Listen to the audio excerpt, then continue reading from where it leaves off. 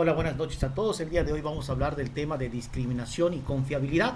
Para esto vamos a ver primero lo que se entiende por estos dos conceptos para luego poner en práctica el cálculo de la prueba de discriminación, ¿sí? Y del índice de confiabilidad alfa de Cronbach. ¿Sí? Vamos a empezar con lo que es discriminación, y para hablar de discriminación tenemos que saber que esta característica es una propiedad psicométrica que deben tener los reactivos, ¿sí? Y que consiste en que ayuden a separar, ¿sí? O que tengan la capacidad de contribuir a separar a los sujetos que puntearon bajo en el instrumento de los sujetos que puntearon alto en el instrumento, ¿sí? Si un reactivo no discrimina, ¿sí? Es decir, si no ayuda a separar a los que puntearon bajo de los que puntearon alto en el instrumento, pues es un reactivo que no sirve.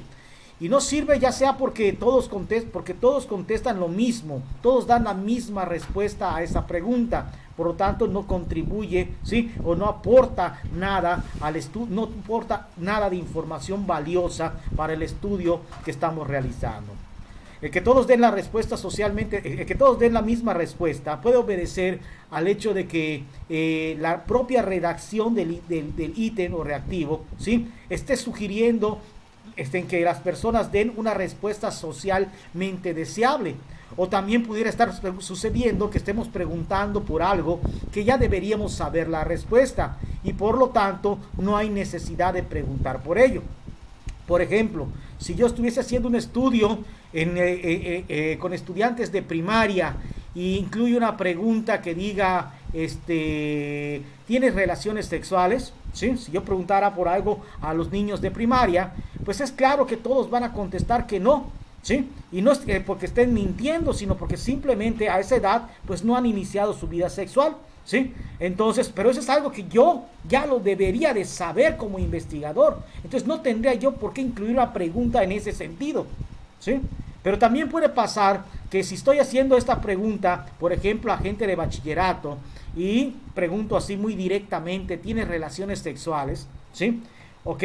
Entonces, pues todos pueden ser que den una respuesta socialmente deseable, porque pues hay los prejuicios de que es malo iniciar relaciones fuera del matrimonio, ¿sí? Entonces, si no están casados, si no hay, ¿cómo se llama? Un conocimiento de la persona, entonces a lo mejor por eso todos contestan que no. Y no es que, ¿cómo se llama?, que en realidad no tengan relaciones sexuales, sino que simplemente están diciendo que no porque no es bien visto. ¿Ok? Entonces, la propia redacción del enunciado está sugiriendo o está obligando a los sujetos a que den una respuesta socialmente deseable. En cualquiera de los dos casos, el reactivo no nos sirve, ¿sí? ¿Cómo debíamos preguntar por algo de esto? Pues si quisiéramos preguntar sobre un tema como sobre a los estudiantes de bachillerato en particular, podríamos preguntar, ¿conoces a algún amigo de tu salón de clase que sepas que tiene relaciones sexuales? Bueno, al preguntarlo de esa manera, pues como él ya no se siente comprometido y a lo mejor contesta que sí, pero tú puedes relacionar el hecho de que conozca amigos o conozca personas que sí tienen relaciones sexuales con el hecho de, ¿cómo se llama?, de que él también las tenga. ¿Ok? Entonces, eso es el concepto de discriminación. Un reactivo que no contribuye a separar entre los que puntean bajo en el instrumento de los que puntean alto es un reactivo que no discrimina y por lo tanto debe ser eliminado de la versión final del instrumento. Vamos a hablar ahora del concepto de confiabilidad, ¿correcto? ¿Sí? Para hablar del concepto de confiabilidad, ¿sí?, tenemos que entender que la definición es muy simple, ¿sí? Dice, es la capacidad que tiene un instrumento. Cuando se habla de confiabilidad ya no se habla de reactivo, se habla del instrumento, ¿sí? Entonces decimos que un instrumento es confiable si tiene la capacidad de ser aplicado a una misma población o a poblaciones similares, arrojar resultados iguales o similares. Eso es la confiabilidad, ¿sí? La confiabilidad va a ser la capacidad de un instrumento de que al ser aplicado a una misma población o a poblaciones similares, se obtengan resultados similares. Eso es la confiabilidad. Para poder entender mejor este concepto, vamos a pensar en una báscula. Y vamos a pensar por un momento que mi peso preciso es 60 kilogramos. Pero pongo la báscula y me subo a la báscula y la báscula marca 60.5. Me bajo de la báscula y ahora me vuelvo a subir y ahora marca 59.2. me bajo de la báscula y me vuelvo a subir y ahora marca 61, ¿sí? Pero yo sé que mi peso preciso es 60 kilogramos. Yo les pregunto, ¿esa báscula es precisa? Y la respuesta es que no es precisa porque yo peso 60 y está dando otras lecturas distintas. Yo les pregunto, ¿es confiable? No es confiable porque cada vez que me subo da una medición diferente. ¿Cuándo sería una báscula confiable? Por ejemplo, yo pongo la báscula, yo peso 60 kilogramos, me subo a la báscula y marca 61. Me bajo de la báscula y me vuelvo a subir y vuelve a marcar 61. Me bajo de la báscula y vuelvo a subir y vuelve a marcar 61. ¿Esa báscula es precisa? Pues no es precisa porque yo peso 60 y está marcando 61. ¿Es confiable? Sí, sí es confiable porque siempre da la misma medición. Es decir, como dice aquí el concepto, cuando se aplica a una misma población o a poblaciones similares, arrojas resultados similares. ¿Ok? Eso es el concepto de confiabilidad y es otra característica que es deseable en todo instrumento de medición cuantitativa. Es así que existen unos parámetros para poder determinar la confiabilidad de un instrumento, ¿sí? Lo encontré en un autor del libro, ¿sí? Que dice que la confiabilidad, si es menor a 0.53 es nula, si está entre 0.54 y 0.59 es una confiabilidad baja, si está entre 0.60 y 0.65 es ligeramente confiable, si está entre 0.66 y 0.71 es confiable, entre 0.72 y 0.99 es una excelente confiabilidad, y si es 1, pues es una confiabilidad perfecta. ¿Correcto? Esos son más o menos los parámetros con los que se puede determinar el nivel de confiabilidad de un instrumento. Y finalmente, ¿sí? Una de las medidas de confiabilidad que más se utilizan, ¿sí? Pues ¿cómo se llama? Es el alfa de Cronbach, ¿sí? El alfa de Cronbach se calcula con esta fórmula que se parece mucho a la de KR20, ¿sí? De hecho, coincide con la de KR20 cuando las respuestas son dicotómicas, ¿sí? Se calcula con esta fórmula y vamos a ver el proceso para su cálculo, que es muy sencillo. Ahorita los voy a mostrar tanto el proceso de prueba de discriminación como de alfa de Cronbach. ¿Hasta aquí alguna duda? Bueno, pues la medida entonces que vamos a utilizar para medir la confiabilidad de un instrumento es el alfa de Cronbach. Entonces, vamos a abrir por favor la base de datos de clima organizacional para que yo les muestre el proceso que se sigue para la prueba de discriminación de reactivos.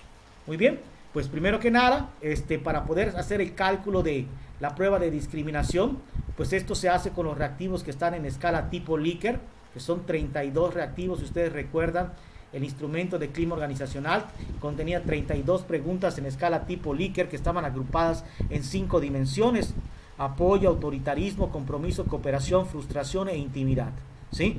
Y a la dimensión apoyo pertenecían los ítems 5, 6, 22, 23, 24, 28 y 29, y así había ciertos ítems que pertenecían a cada una de las dimensiones. Entonces, para poder calcular la prueba de discriminación de reactivo, lo primero que tenemos que hacer es calcular el total de las puntuaciones en esos 32 ítems. ¿Y cómo calculo el total? Me voy a transformar, calcular variable. Le voy a poner un nombre aquí a la variable que se va a generar, que le voy a llamar total, y pongo sum, que es un comando que sirve para hacer la suma, ¿sí? Aunque también podríamos hacerla a mano sumando uno por uno, pero sería más tardado. Y tomo el reactivo primero, lo meto, y ahora meto el último reactivo, que es el 32, lo meto y le doy a aceptar, ¿sí? Y entonces con esto obtengo la suma. Aquí se las voy a mostrar.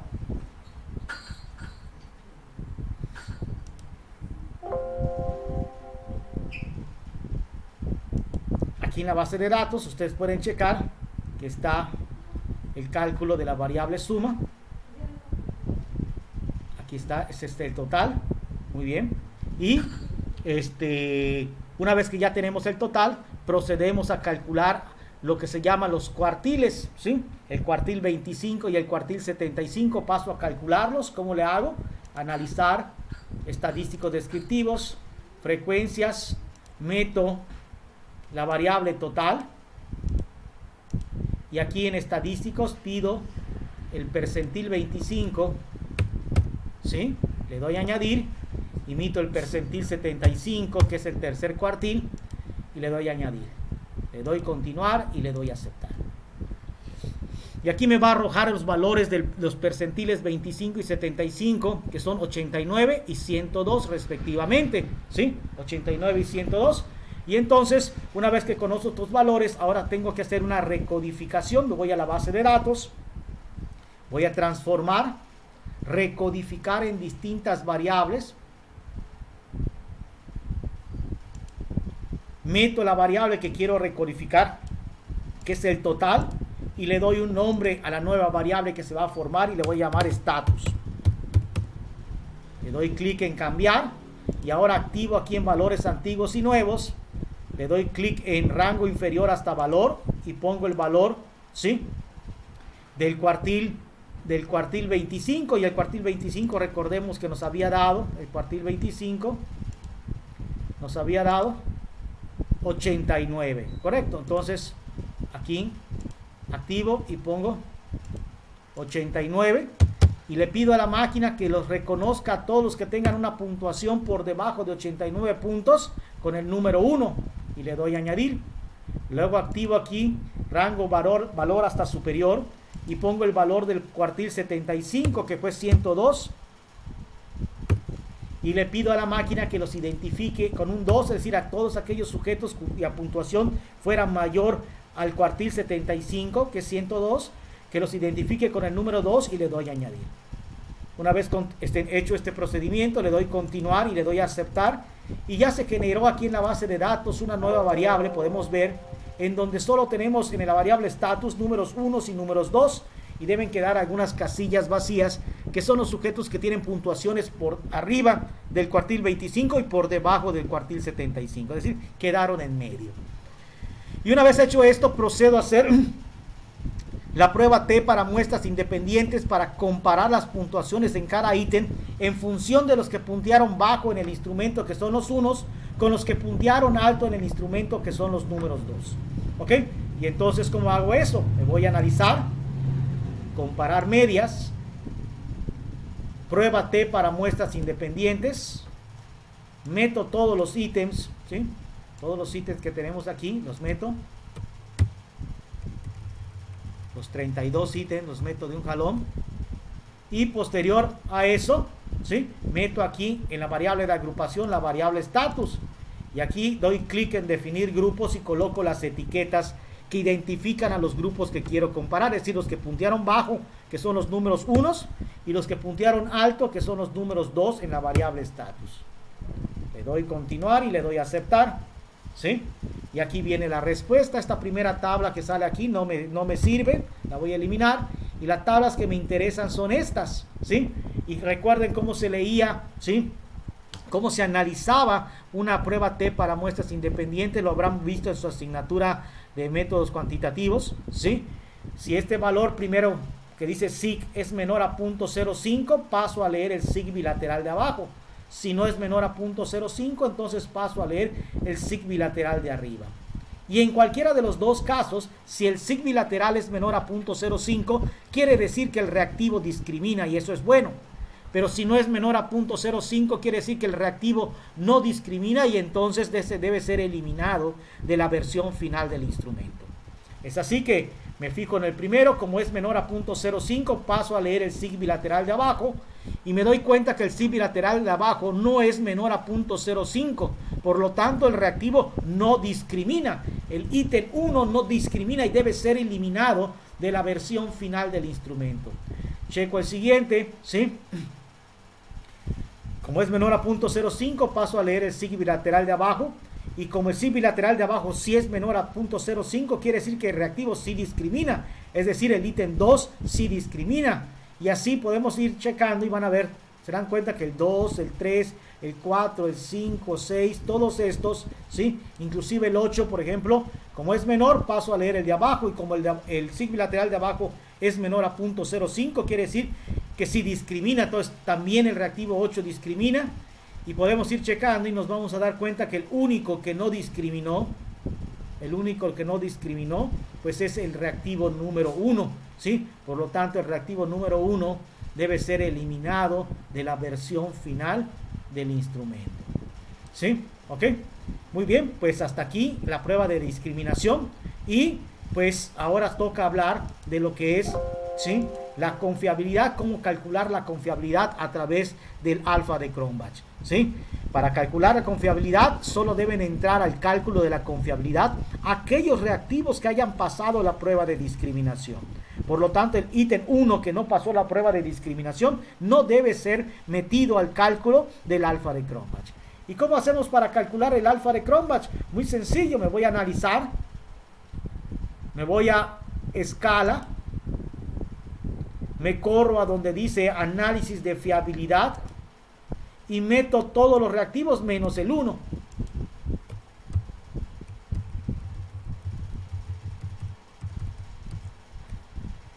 Y le doy aceptar.